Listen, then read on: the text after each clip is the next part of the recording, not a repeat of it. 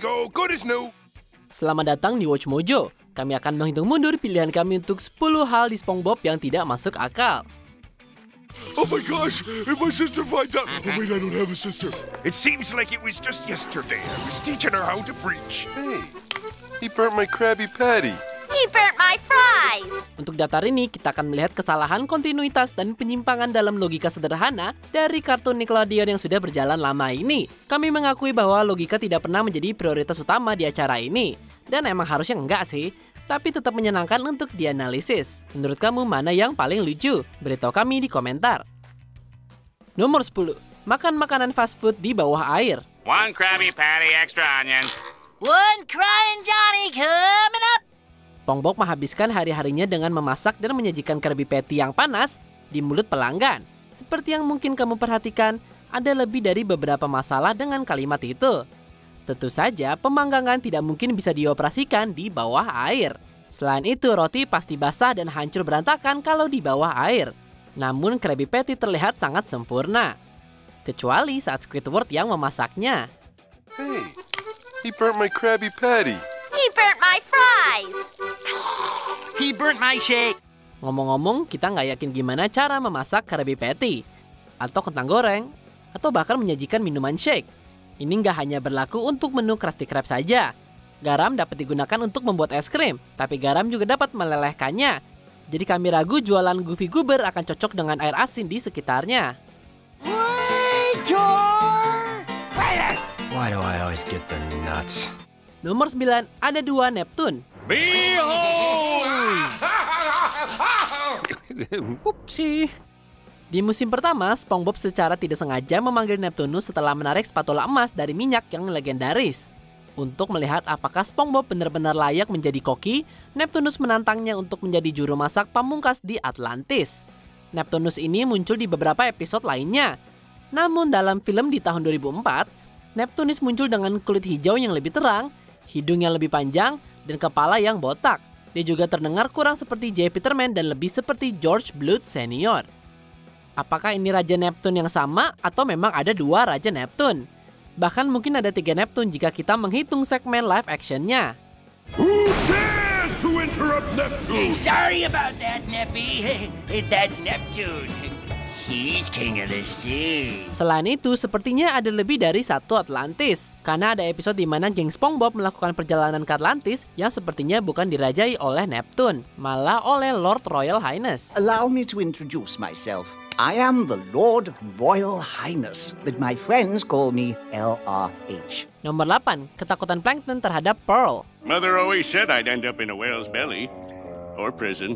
Terungkap dalam episode musim 7 One Course Meal bahwa Plankton sangat takut pada paus, seperti Pearl. Kami kira masuk akal melihat bagaimana paus berada di posisi yang lebih tinggi dalam rantai makanan. Yang gak masuk akal adalah bahwa Plankton dan Pearl sudah berpapasan beberapa kali. Kenapa di saat itu dia tidak takut ya? Do instruments of torture count? Mereka berada di marching band yang sama tanpa kecemasan apapun. Plankton bahkan bertukar kehidupan dengan Mr. Crab dalam satu episode, menjadi ayah Pearl. Dan sementara terganggu oleh Pearl, Plankton tetap tidak khawatir dia akan dimakan olehnya. Could I please have an advance on my allowance? If it'll get you out of my antenna.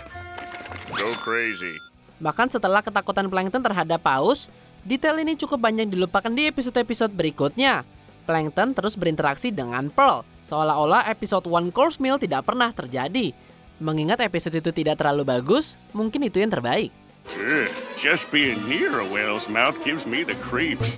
Nomor 7, kisah asal Krusty Krab yang membingungkan. Kami pertama kali tahu di musim 3 bahwa Krabs mengubah rumah pensiun bangkrut yang disebut Rusty Krab menjadi Krusty Krab. Dan ini terjadi setelah perang ketika Krabs bertugas di Angkatan Laut. After the war, Krabs stayed secluded in a deep depression that seemed endless.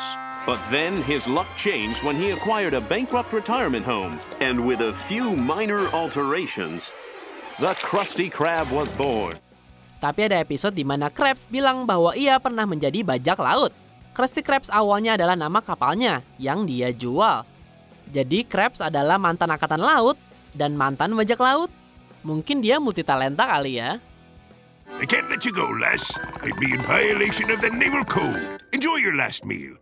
I hope you like sponge sugar. Kalau dia memang berasal dari keluarga bajak laut, kenapa Krabs mendaftar ke Angkatan Laut ya? Formula rahasia Krabby Patty juga memiliki latar belakang yang kacau. Ini berulang kali terbukti sebagai resep keluarga. Tapi dalam episode Friend or Foe, formula itu secara tidak sengaja dibuat setelah pertengkaran antara Krabs dan Plankton saat dia masih muda. You wanna fight over this recipe? I'll give you a fight you'll never forget!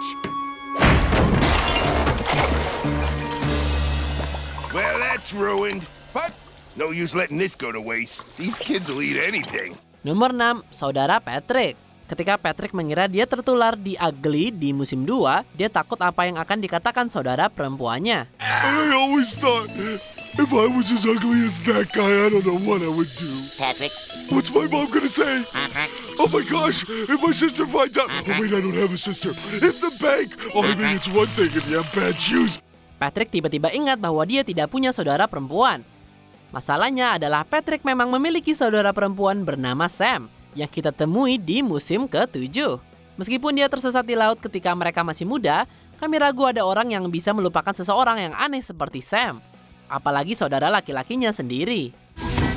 Oh dear Neptune, didn't you hear me? Dan lagi, ini adalah Patrick yang sedang kita bicarakan. Bintang laut ini menghabiskan sepanjang hari menghibur 2 orang asing, berpikir bahwa mereka adalah orang tua aslinya. Baru setelah mereka menyebut nama mereka, Patrick menyadari ada yang tidak beres. Jadi gagasan bahwa Patrick sejenak melupakan saudara perempuannya tidak terlalu mengada-ngada, apalagi mengingat kemampuan otak Patrick. Oh, that's right, honey. We don't have a son. Oh yeah. Nomor 5, kekuatan SpongeBob yang berubah-ubah. Gotta be in top physical condition for today, Gary. Dalam episode pertama, SpongeBob hampir tidak bisa mengangkat beban yang terbuat dari boneka binatang saja. Kami juga melihatnya berjuang untuk mengangkat tongkat dengan beberapa marshmallow di ujungnya. Tapi kapanpun plot membutuhkannya, SpongeBob bisa saja melakukan prestasi fisik yang luar biasa, seperti mengangkat perahu dengan 1 tangan saja. Dalam Fry Cook Games, dia secara ajaib menumbuhkan otot seperti otot Arnold Schwarzenegger. Namun di episode lain, dia membeli sepasang otot tiup untuk tampil keren. Dia bisa bertahan dalam pertandingan karate melawan Sandy, penduduk terkuat di Bikini Bottom. Tapi dia tidak bisa membuka botol kecap untuk mendapatkan akses ke Salty Spitoon. If I could just run this under some hot water. Get out of here. Jadi yang benar yang mana? Apakah SpongeBob kuat atau dia lemah? Kami akan membiarkan rumah sakit Winnie Hut yang menilainya. Boo-boos, eh? I think you guys want that hospital. Winnie Hut General. Nomor 4, ukuran Mermaid Man dan Barnacle Boy. By the power of Neptune, Mermaid Man, with his young associate Barnacle Boy, fights for all creatures that live in the sea against the forces of evil. Saat pertama kali bertemu dengan duo superhero dinamis ini, mereka tampak seperti karakter di acara TV. Kemudian di episode yang sama, diklarifikasi bahwa Mermaid Man dan Barnacle Boy adalah nyata, setidaknya di dunia SpongeBob. What would the real Mermaid Man do? Why don't you ask him yourself? Elaborate, you vile fiend. He and Barnacle Boy live in the retirement home on the other side of town. Apakah mereka ada di reality show atau seperti The Boys, di mana pahlawan super sebenarnya membintangi film mereka sendiri? Tentu saja ada pertanyaan yang lebih besar di benak kita. Enggak seperti beberapa manusia lain yang SpongeBob temui, seperti David Hasselhoff, Mermaid Man dan Barnacle Boy keduanya sebenarnya seukuran ikan. Keduanya diberikan cerita asal yang saling bertentangan dalam satu episode. Tetapi di setiap versi mereka memulai sebagai manusia berukuran normal. Ya, mungkin Mermaid Man menggunakan ikat pinggangnya untuk mengecilkan diri seukuran makhluk laut. Just tell him how to unshrink us! Oh yes, the unshrink ray. Let's see, did you set it to Wumbo? Nomor 3, mengapa Gulagun bukan area terlarang? Hey look, a cardboard box washed up on the beach. Holy fish paste! It's a guy! Sekerennya ada konsep pantai di bawah laut, ada beberapa logika aneh di balik Gulagun. Secara teknis, hotspot ini adalah kolam air asin. Konsep gu yang digunakan para pengunjung pantai untuk berenang adalah sebenarnya air asin, yang lebih asin dan lebih padat daripada air di sekitarnya. Dalam satu episode, SpongeBob dan Patrick hampir tenggelam di Gulagun karena tidak bisa berenang. Memang itu menimbulkan beberapa pertanyaan. Jika kamu hidup di bawah air, Bukankah secara otomatis itu artinya berenang? Gimana kalian bisa tenggelam kalau misalkan laut itu habitat alami kamu sendiri? Aneh ya? Don't just stand there, dude. The tide's coming in. Oh! Dude? Namun, kolam air asin ini dapat mengirim kehidupan laut menjadi kejutan beracun dan bahkan menyebabkan kematian. Pertanyaan sebenarnya adalah mengapa ada orang yang pergi ke Gulagun untuk bersenang-senang? Seharusnya tidak terlihat seperti pantai dan lebih seperti kuburan ikan. Dudes, he made me experience high tide. Oh! Nomor 2, Pearl menjadi anaknya Krabs. You men know me, daughter Pearl. She's growing up fast. It seems like it was just yesterday I was teaching her how to preach. Bagaimana kepiting menjadi ayah seorang paus? Ini adalah pertanyaan yang jarang diangkat dalam pertunjukannya, tapi kami telah menanyakannya sejak 1999. Dalam buku trivia SpongeBob SquarePants yang resmi, Mr. Krabs menyatakan bahwa Pearl mengikuti ibunya, yang tidak pernah terungkap. Kami kira itu berarti ibu Pearl juga seekor paus. Tapi gimana mungkin Mr. Krabs menjadi ayah kandungnya? Tentu saja itu tidak masuk akal sama sekali. Siapapun yang mengikuti kelas biologi kelautan atau bahkan pendidikan seks sederhana dapat menjelaskan alasannya. Pearl, your daddy always knows best. You don't understand me. I know we're not of the same species, which is pretty weird now that I think about it. Sejujurnya akan jauh lebih masuk akal jika Pearl diadopsi. Teori kami adalah bahwa Pearl bagi Krabs adalah apa yang HW untuk Daniel Plainview. Karena Krabs mewakili kegilaan kapitalisme dan paus sperma penuh dengan minyak. Pearl, those are the finest fishing boots available. Dad, you ruined me. But I got them for a bargain. Sebelum kami ungkap pilihan pertama, berikut adalah honorable mention. Ada gorila di bawah air, dan ada juga kuda di bawah air. What's a gorilla doing underwater in the first place? Well, it's funny you should... see, George, they're onto us! Orang tua SpongeBob berbentuk bulat, tapi nama terakhir mereka tetap SquarePants. All right, boys, all right. Let's turn down the volume back there. I have an idea. Why don't we play a road game to pass the time? Sweater air mata di bawah laut. Is this any better, Squidward? I made this one with my tears. Salju di bawah laut yang harusnya beku. Yes, it seems Old Man Winter paid us a visit late last night, and he brought with him not a pillow or a sheet, but a blanket. A blanket of snow. Sejarah Mr. Krab yang ambigu. Dia pernah ikut perang apa? Kapan dia memasak di kapal SS Diarrhea? Dan umurnya sebenarnya berapa sih? Me first time.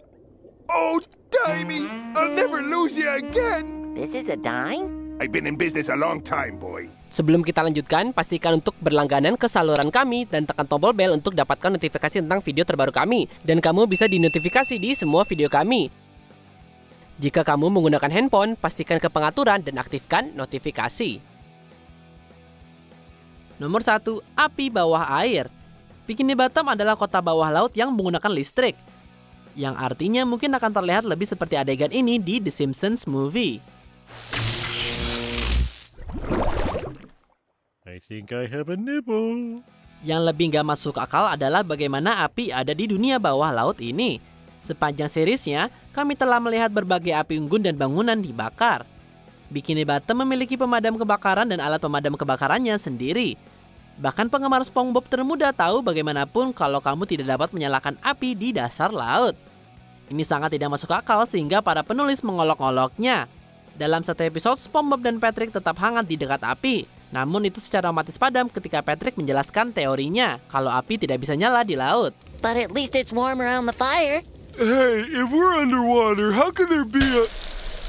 Lihat, bahkan sebodoh Patrick pun menyadari keterbatasan fisik kehidupan di bawah air. Ya, kadang-kadang sih. Whoever sent this obviously has no idea about the physical limitations of life underwater. Well, might as well throw these in the fire. Apa kamu setuju dengan pilihan kami? Jangan lupa subscribe ke Watch Mojo dan nyalakan notifikasi untuk semua video kami.